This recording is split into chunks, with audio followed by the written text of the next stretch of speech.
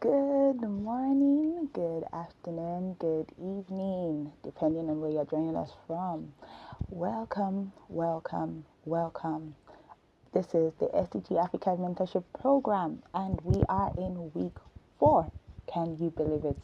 We have made it to week 4 of this development phase. Welcome, welcome. How are we doing? How was your week? Let me see some comments in the go to the comment section and just let us know how was your week? How has your week been? I mean, the week is nearly over. This is a Thursday, so the week is almost over. But how has it been? How has the week been for you? Has it been great? Has it been insightful? I know some people may say it has been stressful, but I hope you are doing well. And how excited are you for today's session? Let me also see that in the comments. Drop it in the comments. How excited are you for the session today? Wow, welcome, welcome, welcome, welcome, welcome. So, I trust you had a wonderful session last week. How was the session for you last week? Let's know. Let's also know in the comments, how was the session? What were your key takeaways? What did you learn last week that you've begun to implement? We're having these sessions, week by week, and much more than just having sessions, we want to ensure that you are taking something tangible back with you. So let us know. That's also an encouragement for us as well. Let us know, how much did you learn last week? What was the key takeaway for you? That one thing that you took away from last week's session. And how have you been able to implement it? Have you been able to implement it in your work, in your daily life? How has it helped you? Let's give some time. Let's give some time. I want to see some comments. Let's see some comments. So I'll give you some time. Let's go to the comment section. Don't be shy. Don't be shy. Let me give you some time. Go to the comments. Let us know one key thing that you took away. One key thing you took away from the session last week. I know it was an insightful session. I mean, we got very good reviews even after the session. But let us know, what was that one key thing that you took away, and how have you been able to implement this in your life? Oh, great, great. I see some comments are coming in. Let's see. Let some more comments. Just go to the comment section and let's have your comments. Let's have your comments. All right, great, great, great, great.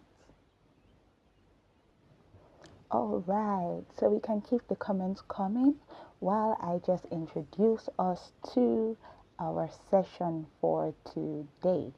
So today we are going to be looking at design thinking and innovation. Who is excited for that? Design thinking and innovation. Now I know, no shade to anyone, but I know that some people may not have heard of this before, which is very possible. That's understandable. But you are going to be so enlightened after today's session, I promise you, because we have a great facilitator here ready and set to impart so much from her wealth of wisdom and knowledge to us today. So today we're looking at what design thinking and innovation. Now I'm not going to try to explain some things. I'm not the facilitator for today, so I'm going to leave that to our facilitator. But be ready, be expectant. So what you want to do, you want to have a note, you want to have a pen. If you'd prefer to maybe type on a device, you want to have your device to take notes right there beside you. But please, please, and please ensure you are paying rapt attention. Ensure you are listening attentively, because as our facilitator is here, she's going to be dishing out premium knowledge for us. High levels of insight, enriching knowledge and insight today. So make sure you are ready, be attentive, and be receptive, right? Be ready and open to learn something new. Even if you have some level of knowledge or a vast knowledge yourself about design thinking and innovation, remember, no man is an island, so your knowledge is not inexhaustible. Learn from others as well. You go higher by learning from others. So I'm going to introduce us to our facilitator for today, but you can still just drop in the comments to let us know how excited and how ready you are Are you glad about the topic today? Is it something you have been looking forward to for a long time? Is this a topic that you really are interested in and you'd want to know so much more about? Just let us know in the comment section. All right, great, great, great, great.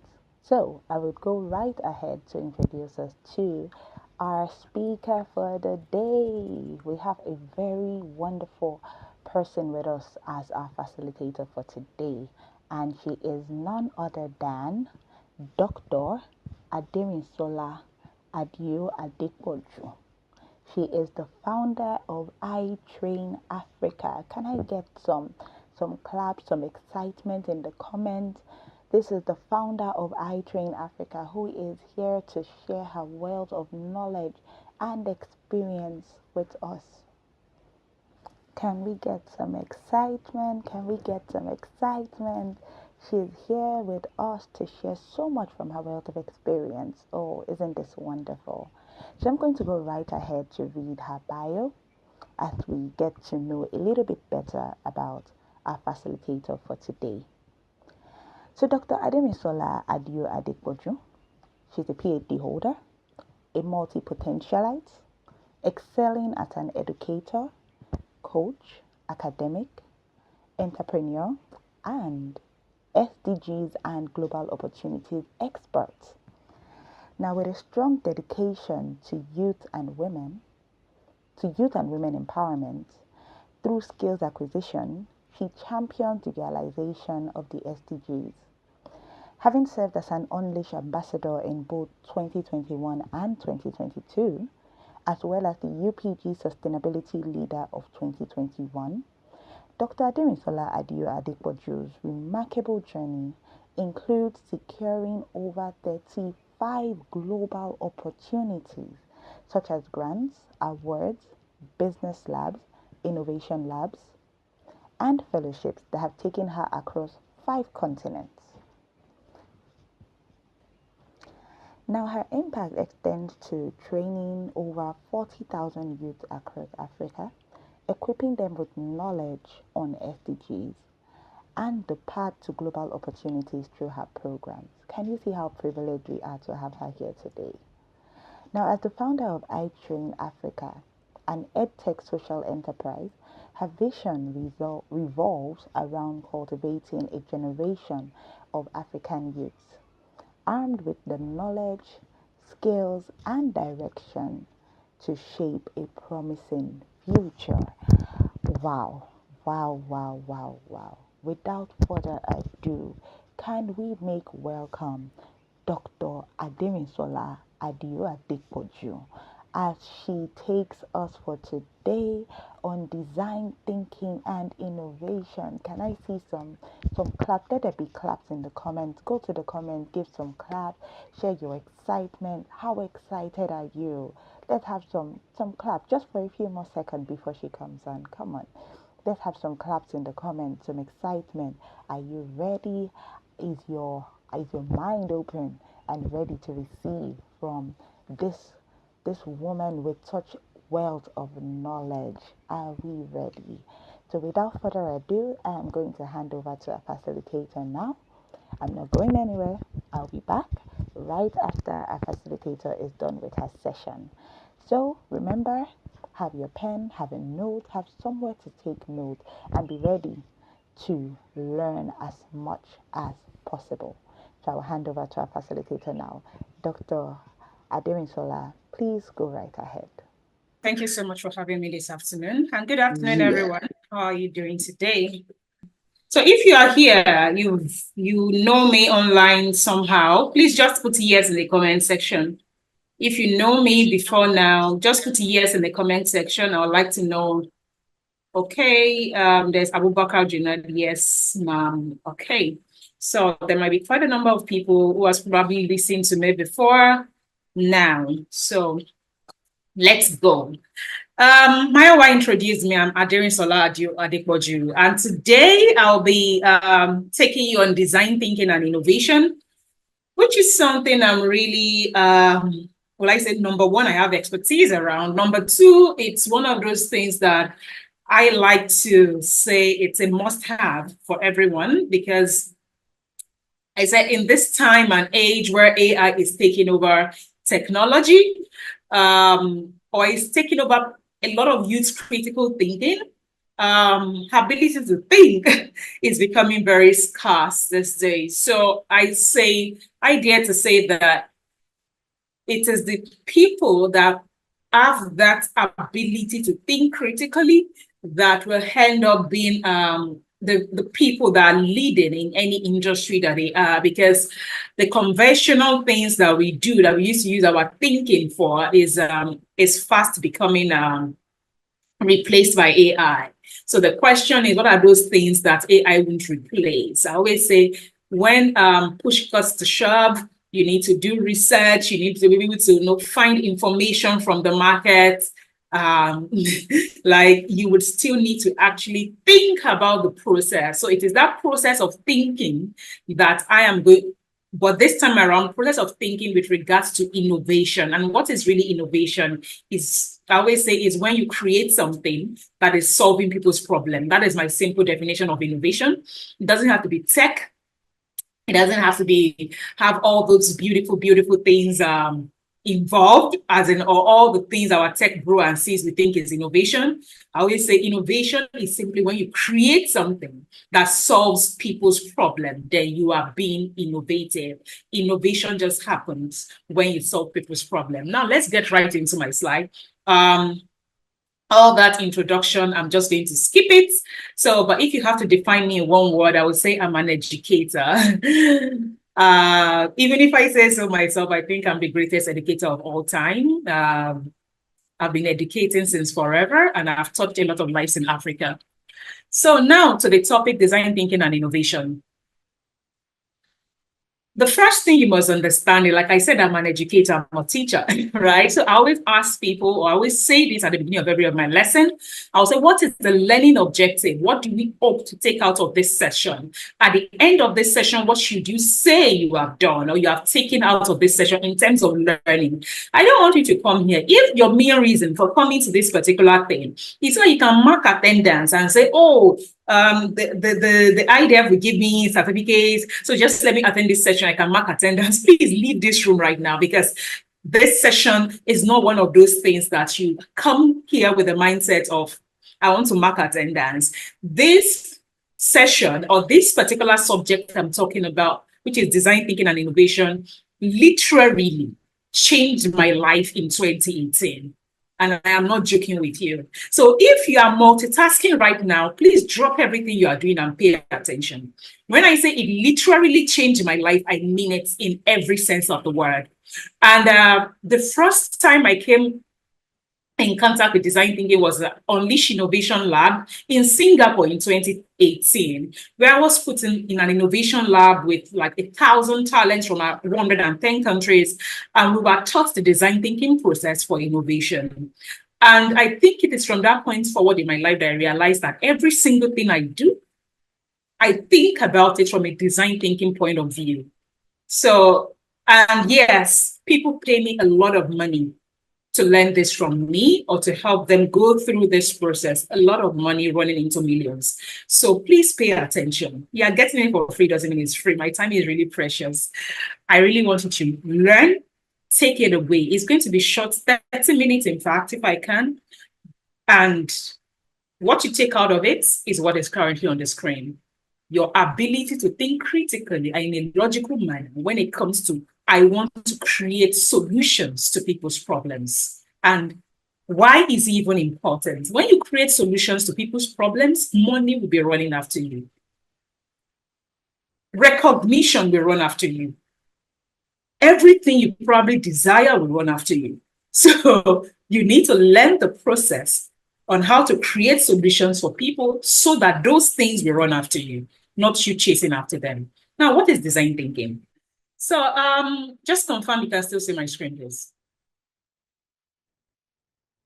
Okay, so I was just saying design thinking is a problem-solving methodology that prioritizes understanding the needs of users or customers, challenging assumptions, redefining problems to identify innovative solutions. That is what it is. It's a human-centered approach. That is what I want you to take note of. Human-centered approach to innovation that integrates the needs of people, the possibilities of technology, and the requirements for business success. It is widely used in various industries, including technology, healthcare, education, beyond, and tackle complex problems or complex challenges to drive innovation. Again, I said, your ability to solve problems is what can make you rich. It's what can gain you recognition, you solving the right problems. And that is what design thinking justifies. What I want you to hold in this particular slide is it is a human-centered approach. A what? A human-centered approach. Now you are soon going to know. Why is this important? Albert Einstein said, if I had 1 hour to solve a problem, I'll spend 55 minutes thinking about the problem and 5 minutes thinking about the solutions. I want you to pause and think critically about that. Meaning, I will spend 90% of the time I have to think about the problem. Unfortunately, many people these days, they wake up one morning and say, I have an idea. How many of you in this room have said that over and over? I have an idea. You want to start a business, you say, I have an idea. And I ask you, what is your problem? Why have you not started that thing? Say, oh, that my idea is the best thing since sliced bread. The only challenge I have is money. If you're in this room and you think the only challenge that you have to do your business is money, then you do not know that problem enough.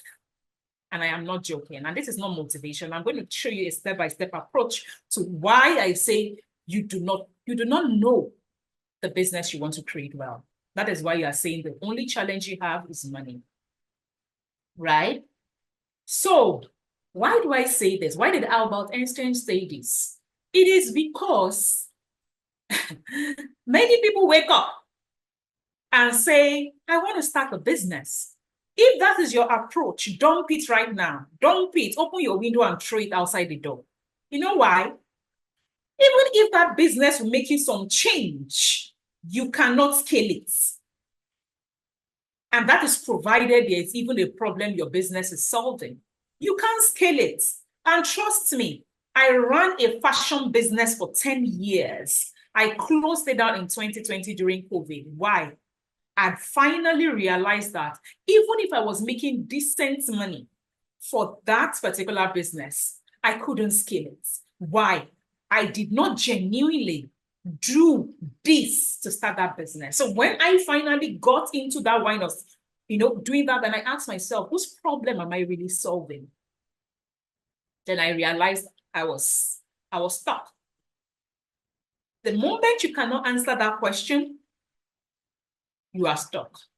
So even if the next Iya John on your street is going to come and buy from your provision store that you are going to open, or he's going to come and buy from that, oh, I'm starting a consulting business, it's going to approach you. Ask yourself, can I build this thing into an Amazon? Can I build it into an Amazon? Now, it is really important that you pay attention to whose problem am I solving? Which is why they say design thinking is a human-centered approach to solving complex challenges, global problems that is not just you that have it, or it's not just your daddy, your mommy, your sister, your brother, someone in your neighborhood that has it. I'm talking about challenges that are facing the world, that people will give you anything, will pay you anything to just give them a solution to. Whatever business you decide to create today or to launch out today, it must be a solution, not a product. If your product is not a solution to somebody's Panadol problem, you are not innovating. You are only doing stomach infrastructure. You are helping yourself get by. That is not innovation. Innovation, I repeat, in simple terms, is when you find something to people's problems. Innovation is when you find a solution to people's problems. That is what innovation is. Now, again, you'll be wondering, oh, she's spending a lot of time in this problem thing. Please go back to what Albert Einstein said. If you have 1 hour, spend 55 minutes on the problem. This is what you call the design thinking approach to innovation, where you have a 5-step methodology. You have the empathize, you have the define. Nigeria or Omotayo Sahid is probably your volume. My volume is very clear here. Please, any other person that thinks my volume of this thing is low. My volume is very clear here. So now, as I was saying, empathize, define, ideate, prototype, and test. You know what is funny is, you see that step of defining your problem and establishing the users that have your problem. It is a critical step. There is a methodology that was taught in Unleash Innovation Lab on how to define your problem. It is called the 5 whys. I won't delve into that, but you can Google that. 5 whys means you ask why 5 times. And I will give you an example. If I say graduates are not employable, I always use this example because I'm an EdTech founder. I'm solving the problem of global employability amongst Africans, right? That is what my EdTech, iTrain Africa is about, upskilling people for global employability. Now, if I say graduates in Africa or 45% of graduates in Nigeria do not have jobs, that is a problem, right? I will not start and say, an average person on the street will say, I want to establish a training school. That's what an average person will say. You say, I want to, or the person will say, oh, girl cannot find job. They will say, oh, I want to establish an HR company or something to help people write their CV. Because why? Another person will say, damn, you did not find job. It's because your CV is not good. That is probably what an average thinker will do, that did not go through the innovation process. Oh, your CV is not good. Let me help you rewrite your CV. Your CV is going to look great. Then they give you the CV. Then you take the CV to an interview, especially when it is an interview that is global in nature. That your very fine CV that you use maybe $50 to even do, you come back and you still don't get a job. Because why? The person that did the CV for you is treating this problem at the surface. The question should have been, if you cannot even write your own CV, why do you deserve that job? You don't add the skill set, the soft skills to write your own CV about yourself. Why do you deserve the job? So the problem was addressed at the surface. The person was treating the symptoms, not the root cause. So when you are in the design thinking process, you do 5 whys and say, graduates, an average graduate, 1 in 2 graduates in Africa isn't employed. In the 5 whys, you will say, why? Until you get to the 5th why, do not recommend a solution. Do not recommend a solution, because it has to be like, graduates do not have jobs in Africa. You will say, why? You say, oh, because there are no, or you say because they are not employable, because I don't agree that there are no jobs. I could share my screen with you right now and I'll just put this thing on LinkedIn and I'll be seeing project manager, 7,000 plus open jobs. There are jobs. Some people keep re-advertising. I've been trying to hire for the longest time, so there are jobs. I'm not of the school of thought that there are no jobs. So when people say, oh, it is because whenever I interview this graduate, they don't have, they are not employable. Then I ask, Why are graduates not employable? After all, they've gone to school. That is the, how many why? Please follow me in this. I will say why 5 times to get to the root bottom. Now, all this is going to be done in the defining the problem phase, asking yourself 5 whys. But then let's continue in the slide. Let's start with step 1. In your design thinking approach, again, remind yourself, why am I listening to Dr. AAA today? Ask yourself again, it is because money chase people that have solutions to people's problem. If someone has a toothache and they cannot sleep, if they said there is only one doctor that can remove that teeth, you will carry all your life savings and give that doctor. Because why? He has the solution to your problem. In my academy, I have things I will give out for free. I have things I will give out, I will sell for 37,000. I have programs I will sell for 2 million. And people will pay me. You know why? I understand their problem. And I would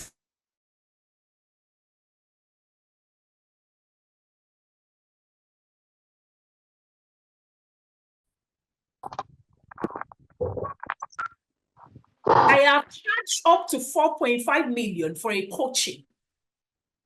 And I'm the same person that will give free. Why?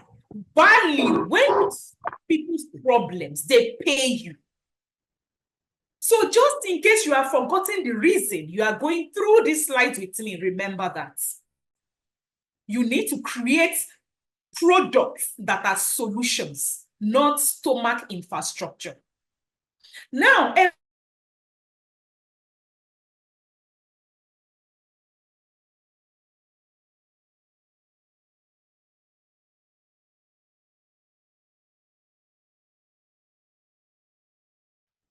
understanding the needs, the emotion, the motivation of people who are using or who will end up using your product and your service. You need to conduct interviews. You need to observe. You need to carry out research. You need to get insights. You tell me, I want to sell, I don't know, just anything. And I will ask you, who is your ideal customer? Be like, I just want to sell to people, no money. Or and I'm like, what? How do you speak the language of the person?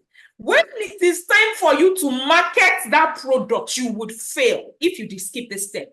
And let's be clear, let's just establish something. Marketing is the lifeblood, is the blood of any business. You can have a great product. You can have a great product and not sell because the right people are not seeing it. Let's be clear. So when it is time for you to sell that product to millions of people, if you jump this stage, you will not sell. Because you did not know, you did not carry out research on what is the pain point, what is paining the person you want to sell that, as you want to sell that thing to. You did not. And you know the funny thing is, sometimes you have a great idea.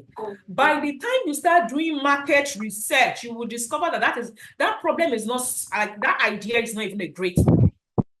Because by the time you discover, it's like you saying, you go to the north, and you say, oh, ladies or girls in the north don't go to school. I want to solve their problem. Then you go and build the finest of classroom right in the middle of the distance. You're not like, these people, despite there is this thing, they are not going to school. You will not be asking yourself, why are they not still coming? Even if you make it free. It is because you did not go and do your market research and ask the right questions. Why are they not going to school? Is it for lack of school? Is it because the school is not beautiful? Is it because they don't have teachers? But you just carry yourself and go and say, yes, I'm the Messiah, I'm the philanthropist. You establish something. Which is why you see many NGOs starting these days without mission, without ambition, without direction. Because they are starting what they did not do market research about. If you like, offer something for free. You've not seen people hold free webinars online and no one will show up.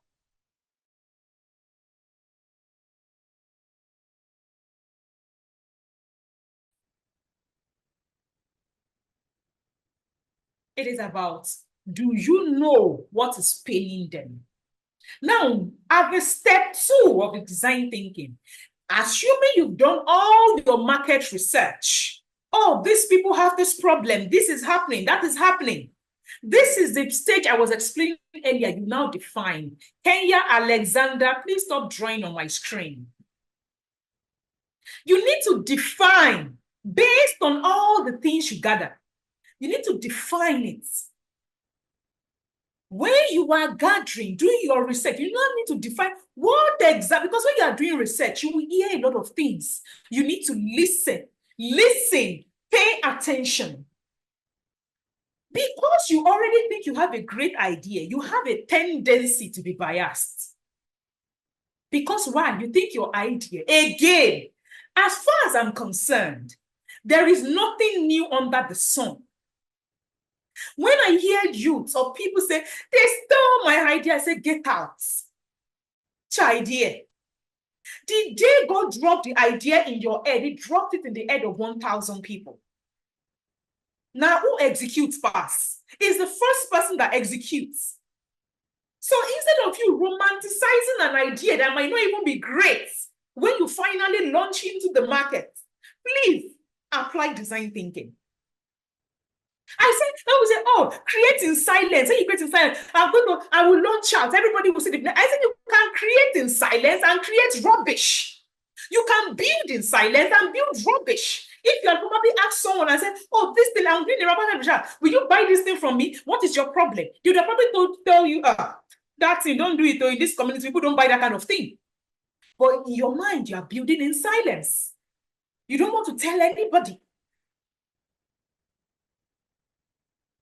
Look, you can have been selling something for the longest time, and I will come into the market, I will overtake you. You know why? I probably spent 90% of my time in the problem definition phase. Why? I wanted to ensure that by the time I get to stage 3, which is ideation. What is ideation? That is where you now say, I have an idea. That is the ideation phase, stage 3. Ideation is stage 3. I have an idea is stage 3 of innovation. So before you get to I have an idea, did you empathize? Did you do all the research? Did you define the problem? You need this involved, this particular thing. I keep emphasizing, and I will tell you a story. At this particular point, you need to reframe the problem in a way that focuses on the user's needs and aspiration. The users, again, I redefine it. It is a user-centric approach to innovation. That is what design thinking is. Get off your high horse and stop making yourself the alpha and omega of your innovation or of your idea. Hello? You are building a product that you want somebody else to use. Or maybe if you are building for yourself, fine. But don't make yourself the center of your product. This product, I'm the first person that innovated it. You will not buy your own products. You will not buy millions of your own products. So remove yourself from the innovation and focus on the most important part of the equation, the person that has the problem. The person that has the problem is the person who is going to pay you. Now, when you have identified at the research stage the person that has the problem, the person that has this problem, you will now say, now I know your problem. See, it is paining you. By the time because when I was asking you all those questions at the Empathizing, you say, how is this thing paining you? When does it start to pain you? In the middle of the night. What have you used? You will say, somebody gave me a somebody gave me this. You would have told me everything that is your problem. The day I start to market, I will say, brother with the teeth pain that keeps visiting Akbajebu. Are you not tired of not sleeping every night and your neighbors are saying, why are you mad? Why? What is wrong with you? The day the person sees that advert, the person's heart will be, the person's heart will be beating because, this is me. This is me they are talking to. This is my problem. Hey, the person does not care how much you want to call it. The person will say, I beg, can I pay you small? I don't have the money I can borrow. That is where you have created a solution that people are ready to borrow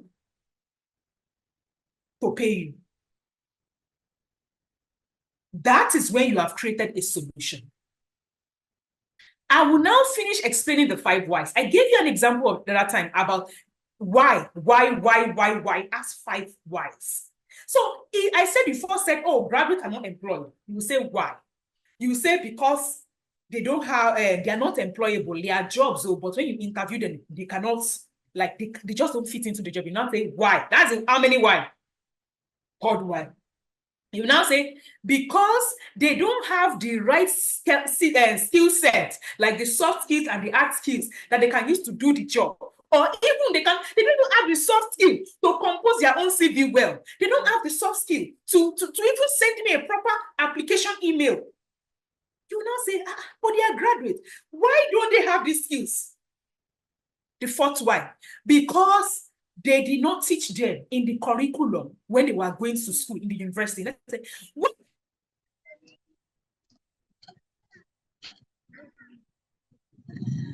when the technology was not yet here, but now technology is here.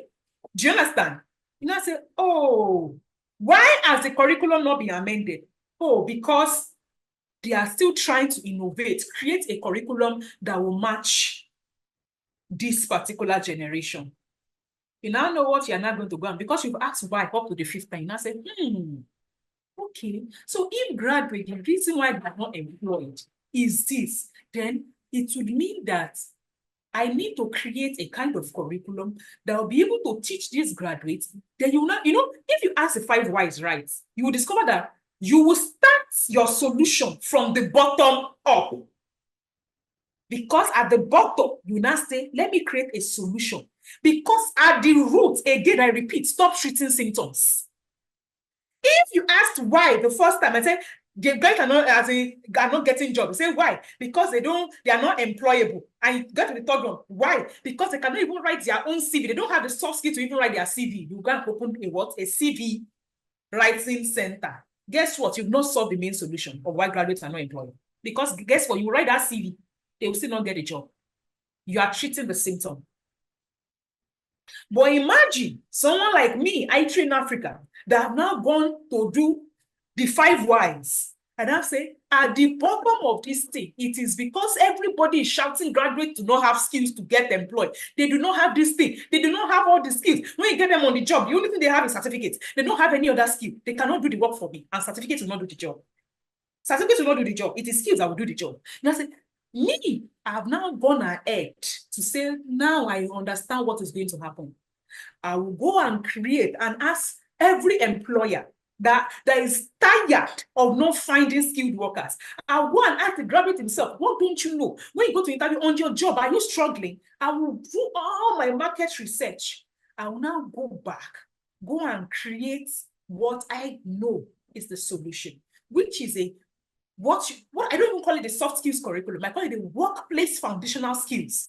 The foundational skills that everybody needs in every aspect of their life. I will now go and create it and bring it out and launch something. I call it Skilled for Work Academy, where you will become globally employable by learning all the soft skills an employer wants, or all the workplace foundational skills an employer wants. See, you see that person that probably started a CV agency 3 years ago. The person will be making cash, will be making money because he said, I'm doing CV for 1,000, 2,000 people and everything like that. Guess what? Me that went through the stress of creating that thing, the day I launch my solution and I start to, my solution is not going to be reaching just one graduate that is applying for a job. It will not be reaching like almost all the graduates that are going to the university. Because why? I am now, like, I will teach them the skills that will make them be able to write their own CV amongst other things. So give me 5 years, I will be taking a lot of CV writers out of business because I went down to address it from the root cause.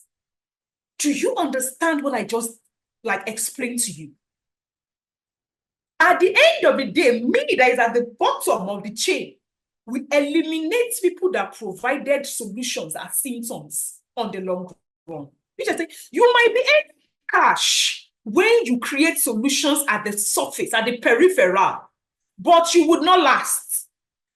You would not create the kind of thing you want to outlive you. You won't. And because I will probably not even explain this in a, how do I explain it? In you need to understand, when I'm explaining things like I said, you need to be in the SDG space. You need to be thinking about, how do I create solutions to global problem? How do I scale? I don't explain things like this to people that don't have impact-focused ambition, people that don't think big. I said, I want to create the Africa. If you get to my LinkedIn bio, it says, on a mission to ensure 10 million Africans are employable by 2030. 10 million, and I'm not joking. So somebody will say, this woman is just saying 10 million. That's what they do motivational speaker. Whereas, guess what? I'm just smiling because why? I have a blueprint.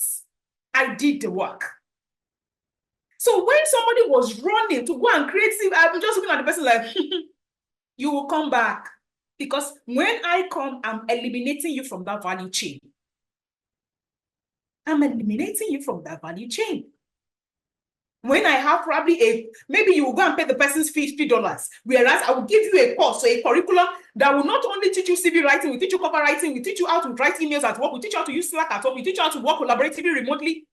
That means I'm giving you 1,000 times the value at the same amount of time. Who is going to outlive you? Many people have is, I cannot go through this process. I want to make it now. Fast money. I will tell you one story before I leave this slide. When I was in Singapore, we were divided into teams. I was in a team of 5. Myself from Nigeria, there was Austria, there was United States, there was Australia, and one more person I've forgotten. Then later, we were really frustrated. It was an 8-day innovation session. And 4 days, we were on problem definition. Step 2. And we were looking at it. 4 days, we spent it on one this thing. And we said, we don't want to rush. Let's create idea. Let's create solution. Then Leila said, she came to us. She said, don't do it. And we said, why? She said, too many solutions, too many products make it into the markets. Then they start finding a problem to solve.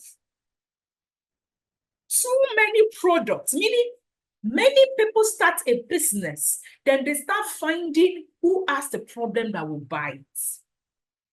Then when they cannot find, they start to, let me create a problem so that at least I can sell my solution. That is a hard way. That is very hard to do. It is not scalable. He said, so don't be that person who is creating a solution that is not the problem of anyone. He said, it is better you spend all your time in defining your problem. You don't, and because there was a pitching competition, say, you don't have to win in this innovation lab, but you really need to win in life. Because at the end of the day, that is the person that really wins. And it was from that point I told myself, I would rather spend time in understanding the problem because I have seen it happen over and over. When I use this method to innovate, if I like, I sleep, I close my business for 1 year and come back, I will still sell. Because the people that have my problem, do you know how many Africans graduate in Nigeria alone every year? 500,000. Do you know how many people are in Africa? All of you in this room are probably my ideal customer. If I sell my product to you now, you probably buy.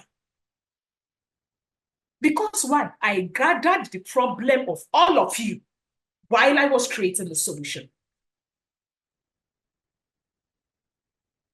Now, when you get to stage 3, ideate. the common one, I'm not going to spend my time on because everybody has an idea. Now, there's also a proper way to to set up an idea. There's a proper way to set up an idea. It is not, like when you get to the ideation, and please, I want to mention something. The design thinking is an iterative methodology. Like it is iterative, like it is, it's not linear. You can have gotten to ideation and you will go back to first stage, like, because you might get to idea. You are generating 10 ideas in 10 minutes, one idea per 1 minute. Then you will realize that all the ideas you generated, it will not work. It will not work. You will now say, let's go back to the market. Let's go and ask the audience. Let's go and ask the audience. That is what happens most of the time. So design thinking is non-linear. I'll give you an example. When I was creating, I have an academy, it's called Skilled for Work Academy. The first time, the next stage is prototyping. I'll tell you what the prototype is. But let me use that language now first. The first time I put someone in my curriculum development this thing, 2021, it was my cousin. I did it in an immersive way. He was living with me, he was learning from me. After his own sessions, I started to say, okay, let me use external people. The moment I said, oh, this person has passed through my curriculum, this is what they learned in 3 months, I was changing it. Sometimes I would go back to the market. Guess what? I tested my solution. After I knew that this was the solution. And how did I even know this was a solution? I was having a challenge employing. Every single time I'm employing, I was angry. I will employ them, they cannot do the work. I will teach them 3 months, they will run away. They will not be very skilled at work. I said, then one day I sat down, I said, wait, Jerry, why is it that for everybody you train on the job within 3 months, they are skilled enough to get another job? And because I was a startup, I did not even have the money to pay them well. Do you understand? I said, Then I sat down one day, I said, hey, Jerry, you have a gold mine. You know how to teach. You know what to teach. You have been an employer of labor for over 10 years. You know what they are lacking. You are educated. You are well-traveled. You have, like, my superpower is clarity. I can help you achieve clarity in 1 hour, even if you've been confused all your life. Do you understand? So I said, I have all the qualities of a good teacher. I know what I want to teach, and I have the exposure to teach you. I said, this is why they are coming and going. Right? Thank you very much, AIIDEV. And I said to myself, I said, okay, let me start it. I started to test it. Then in 2023, I said, okay, after doing testing for a while, and in the case of innovation, they will say you build a prototype. A prototype is like something like a small product, they call it an MVP, minimum viable product. Like the simplest format of your product that you want to build, they will say, build it, test it, and see if people will pay you. One of the things you must confirm in your process must be, are people willing to, because you can create a product, people are willing to use it, but they're not willing to pay. So first I had users that did not pay. Then in 2023, I had users that paid me 300,000 for that workplace foundational skills. Then I said, okay, I have something that people can pay me 300,000 naira for to learn it, workplace foundational skills. So I created multiple ideas, then refined it, which is stage 4. I refined it, built what was my prototype? Then I said, any tech bro and sis that you'll be hearing prototype, you will be thinking until you build something that is like a phone. You must have, it's a lie. A prototype is the minimum version of whatever it is you are creating. If you are trying to create a water. Water is what you are trying to do, this thing. You know, say, oh, I want to create water that is going to be blue in color and everything. Your minimum viable product is just water that is probably in a sachet. Like, what is the minimum viable product? Meaning a product that has the necessary things or the basic things that will solve the problem for your user. Every other thing. When they created phone, what do you think a phone was? Minimum viable product. Any phone that can do green is a minimum viable product. Every other thing, we can chat, we can text, Fund's minimum viable product is for communication. So any phone that somebody can, what's all this thing? What Motorola? Those days that we started using phone, Motorola with this thing on top, big phone, and Nokia. It was still a phone. It was the minimum viable product. For the now started adding Android, adding chat, adding everything. The phone still sold.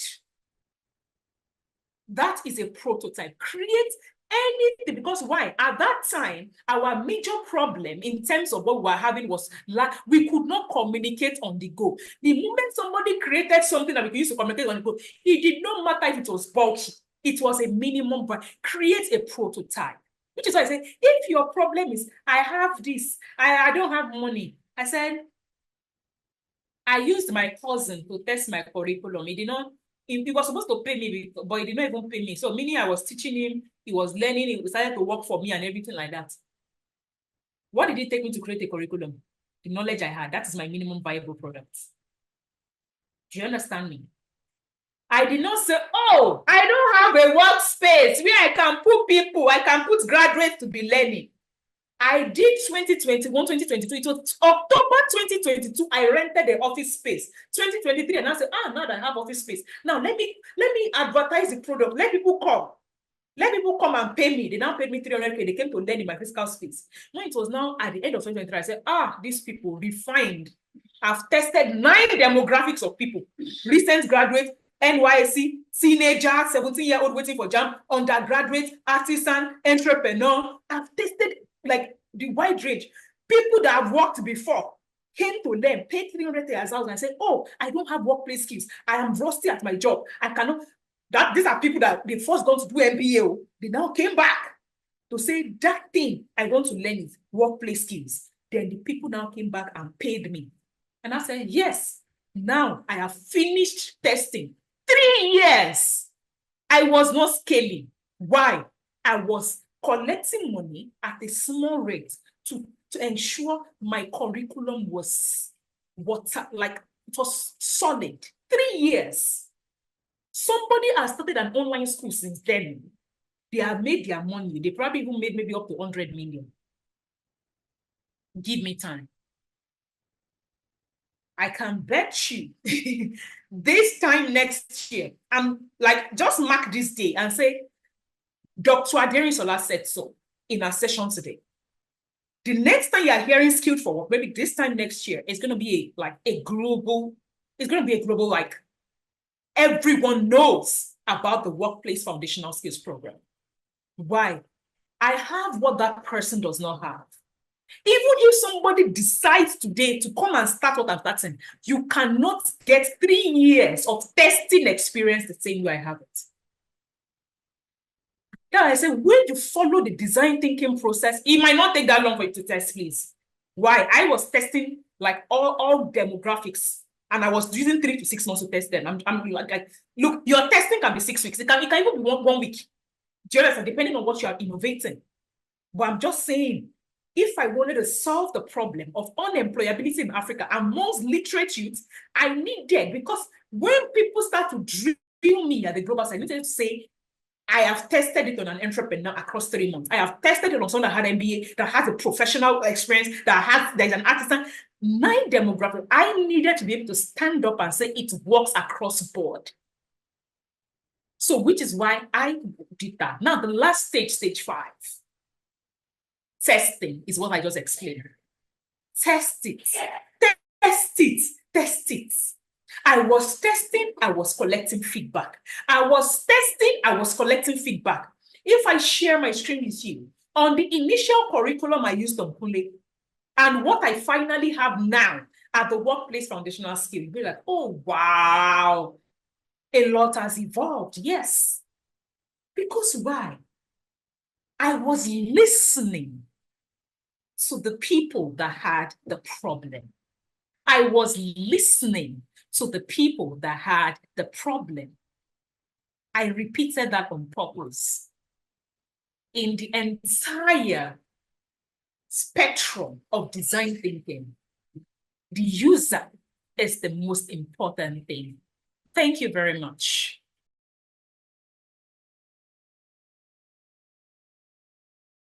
Wow. I'm trying to recover from that amazing session. Wow, wow, wow. Dr. Ademisola, we cannot say thank you enough. Such an insightful and enriching session. Oh, thank you. Thank you. Thank you. First, let's even hear from our participants today. Go to the comment section and just let us know, how was that session for you? How was this session for you? Have you been enlightened? What have you learned today? Go to the comment section and just drop some comments. I mean, that was a power packed session. That was truly a power packed session. So, what you want to do is go to the comments and give us some feedback. Let's see, how did that session go for you? How was it? Give us some feedback on that session. That was power packed. Even I have learned so much that I know I'm going to take away with me today. So much. I have to go back and listen to this all over again. This was amazing, amazing, amazing. Thank you so much, Dr. Ademisola Adepoju. We do not take your time for granted. We do not take you being with us for granted. We appreciate you so, so much. Thank you for spending this time with us, and thank you for imparting from your wealth of knowledge to us today. We really, truly are grateful. Thank you so much. Thank you. So let's give some rounds of applause as our facilitator would exit. Let's just give some round of applause in the comment. Let's give some round of applause in the comment. Thank you so much, Ma. Thank you. All right. Wow. So we have come to the end of this program for today, but we're not going just yet. We have some information that we have to give to you, important updates that we have to give to you as regards the program. So make sure you stay to hear all of the updates. So here are some important updates and activities for this week that you need to help you make the most of this month. So the first thing is as regards the weekly dialogue series. Now the focus for this week is going to be on public speaking, and the session is going to offer valuable insight into mastering effective communication, knowing how to communicate effectively. And of course, this is essential. It's essential for you to drive sustainable development. You cannot drive sustainable development without being able to communicate, right? Anything that you want to do, you have to be able to communicate your vision. You have to be able to communicate what it is you want to do, and you have to be able to encourage people to buy into that vision and support you on this journey. So what a privilege it is that this week dialogue series is going to be on public speaking. Now you have to ensure that you engage with your team on Saturday, so you are able to discuss and then you can brainstorm on the key takeaways. So please ensure that you engage with your team. Let everyone be active, let everyone be involved. Now the second thing is the advanced training series. So our next training session, of course, is scheduled for next week Thursday, that is the 15th of August 2024, and same time 5 p.m. that is GMT +1, that is West African time. Now this session is very crucial for your fellowship, and it's going to provide you with the skills, that's key skills and insight that you require to become a champion of sustainable development. Remember, this is the Africa SDG Mentorship Programme. So we are ensuring to put together everything that you require to help you be a great champion of sustainable development. So please ensure you mark it on your calendar, Thursday, the 15th of August 2024 by 5 p.m. West African time, which is GMT +1. Now the next thing is the workshop series. Now every team is expected to organize a workshop between the 10th of August and the 25th of August. So 10th of August, that would be from, I believe, Saturday, and the 25th of August. Now we will provide approval and resources for your workshop. So we're going to provide approval and resources for your workshop series. shortly. That will be provided to you very shortly. But then you can begin planning with your team so that you ensure that you have a successful and impactful event, right? So we'll give you the approval, we'll give you all the resources you require shortly. But begin your planning with your team and ensure that you put your all into this workshop. And very importantly, your workshop reports, very, very essential and very important. So you must ensure that you submit your workshop report by the 28th of August 2024. So let me take that again. You are to organize your workshop between the 10th and the 25th of August 2024. The materials and resources will be shared with you shortly, and you must submit your workshop report by the 28th of August 2024. So please ensure that you prepare all your documents in advance, because we are not going to accept any late submissions. So please ensure you prepare everything in advance. We've given you ample notice time. You have, at least from today, you have about 20 days before it is time to submit your report. So please, please, and please, let's ensure that we submit our reports on time.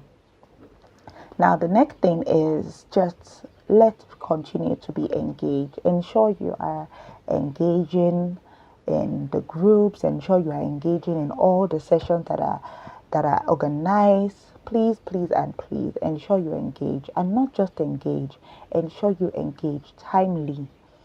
Don't come to engage on a document or engage on an information that was sent out 5 days after it was sent out. Please, please, and please let there be timely engagement so we know that you are actively involved in the program. Please, please, and please. Now, remember that when you participate in all the group activities, the brainstorming activities, or the sessions that we're having, this is giving you an opportunity to expand your network. It's giving you an opportunity to expand your learning as well. You're getting to meet new people. They are also getting to take note of you. People are getting to know you. And remember, your network is very important, because in sustainable development, one person cannot do it alone. We all have to work together if we're really going to see and achieve sustainable development. So it is very, very, very important and essential that you are engaging with everyone, engage with your team, engage on the program, and make sure your engagement is timely. And now, finally, the last announcement is as regards the book for the month. Drum roll. So, the book for the month, August, that is for the month of August, we are recommending a book by Daniel Goleman. How many of us know about Daniel Goleman? I know most people who may know about Daniel Goleman, what you mainly know about him is emotional intelligence. Yes, yes, yes. Daniel Goleman is popularly known for his theories on emotional intelligence. And guess what? The book we are recommending is Daniel Goleman's book titled Leadership: The Power of Emotional Intelligence. Emotional intelligence is a non-negotiable, because you are not working with robots, you are working with human beings. And what? Human beings have emotions.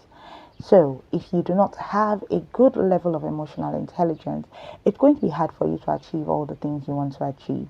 You have to be emotionally intelligent if you are going to succeed in any form of interaction with human beings. And not just about your interaction with people, but also for you yourself. You have to be emotionally intelligent to understand yourself too, and your own emotions, and how you are reflecting your emotions to the world, how you are reflecting your emotions on other people as well. So once again, our book for the month is none other than Daniel Goleman's Leadership: The Power of Emotional Intelligence. And the e-copy would be sent to you via email. So you can either download the e-copy, or you can visit your nearest bookshop to get a copy of the book for yourself. That's for people who maybe like me and you don't like to read soft copy of books. Personally, I don't. So if you prefer a hard copy, you can always visit your nearest bookshop and just ask. Once again, the title is Leadership: The Power of Emotional Intelligence by Daniel Goleman. All right, all right, all right. So, with that, we have now come to the conclusion of the session for today. Wow, wow, wow, wow, wow. It has been an enlightening session. We had a great facilitator. We've been able to engage, we've been able to learn. Wonderful, wonderful, wonderful. So, of course, as I have announced, right, as regard the next stages and all the next activities, excuse me, and all the next activities for this coming week, that's the next week, please ensure that you have taken note of all the announcements, though you've received the email as well, but ensure that you are following up on all the deadlines that have been given. Please do not exceed your deadlines, very essential. And I would stress once again that it's important that you engage. Please engage on your team. It is very important. It's not fair to a team leader if you have a team lead and you have maybe about 20 team members and only 3 people are actively engaging. What happens to the other 16? Right. So please, please, and please, let's all be active. Remember, this is a way for people to know you. You are building networks that could probably last you for a lifetime. So let's not take it for granted. This network can last you a lifetime. These networks are networks that could change the trajectory of your career. So please ensure you engage with your team, engage on all the activities that are given, all the activities that are brought out. So, thank you once again for joining today. We hope we've been able to make the best use of your time today, and we wish you a very wonderful, happy weekend. And we will see you again next week, Thursday, the 15th of August, 2024. Thank you, thank you, thank you, thank you for joining. Remember, you can stay connected with us not just through this program, but on all our social media networks. You can connect with us. Please do connect with us on all our social media platforms, and we are sure to engage you as well. So thank you and see you next week, Thursday. Thank you.